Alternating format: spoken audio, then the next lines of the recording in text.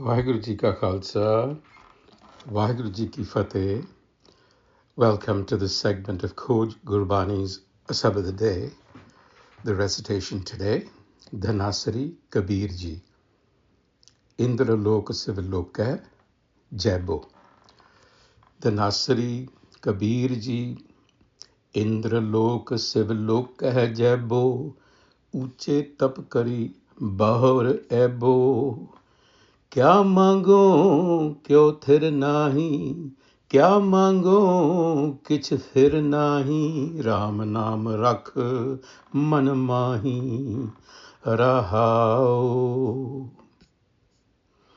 शोभा राज बिबे बड़ियाई अंत न काहूं संग सहाई पुत्र कलत्र लक्ष्मी माया तिनके कहो कवने सुख पाया कहत कबीर अवर नहीं कामा हमरे मन तन राम को नामा. Here's Kabir Ji delivering a really powerful spiritual critique of existing practices at his time. He says, Indr Lok Siv Lokah Jaibo. Jaibo means to go.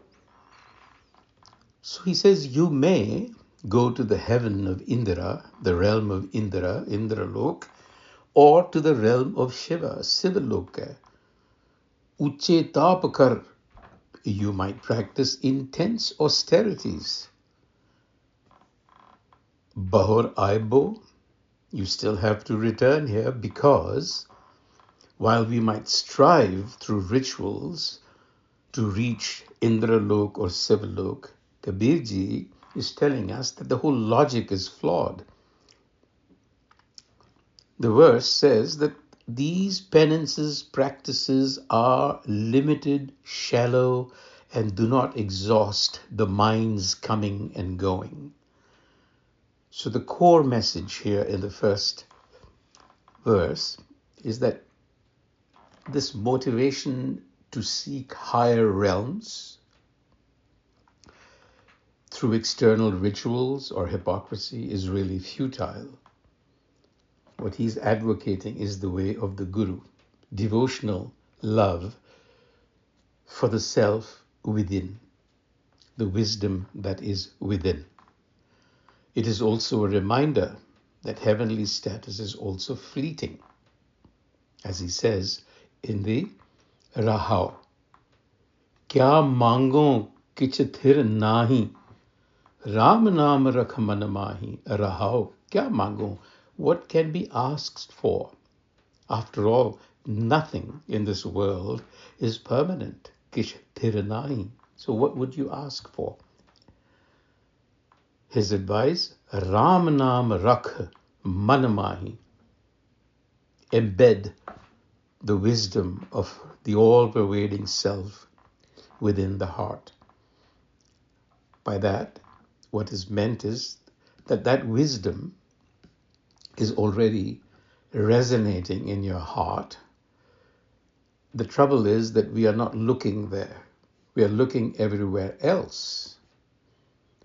So instead of chasing fleeting worldly objects, he advises the seeker to look at external objects through the lens of Ram.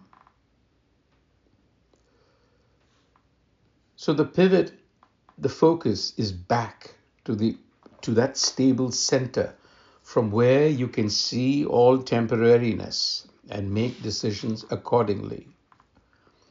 Sobha Raj Bibe Badiyai Antana Kahun Sang Sahai. This is the next verse. Sobha Raj Bibe Badai. Splendor, power, kingship, prestige. So these are things that we spend our entire lives chasing. What he's saying, Antana Kahun Sang Sahai, they're ultimately useless. Because life, in a fundamental way, is preparation for death, for returning to one's nijkar, one's own domain. The idea being in Gurbani that we are here in Pekekar, meaning our parental home, and you return because the metaphor is that of a bride. She's in her father's home only for a few days. Her real home is where the beloved is. So that is where our real home is. So what Kabir is saying is that none of these things, power, kingship, prestige, is going to go with you to your real home. And then the same with Putra Kalatra Lachami Maya Inte Kaho Kavane Sukha Paya. Tell me, he says, family, wealth, all this is the play of Maya, the illusion of Maya. He says, tell me, from any of these things, have you found lasting ease, Kavane Sukha Paya?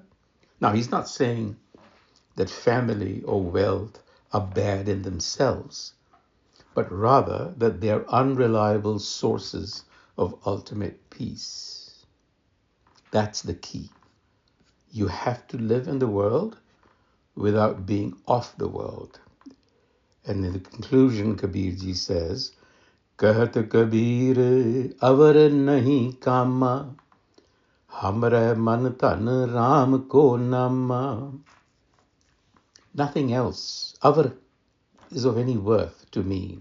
In my mind is the wealth of Ram. Kahat Kabir. That is Kabirji's signature, marking the finality of his teaching for that particular verse. Avar nahi kama. Other things are of no use. So he's saying, what should I ask for since nothing lasts? And he ends by saying, I've stopped asking for things because I have found the ultimate wealth that never quite expires. That is Ram Nam, the wisdom of Ram. So that is what we should be really embedding ourselves in.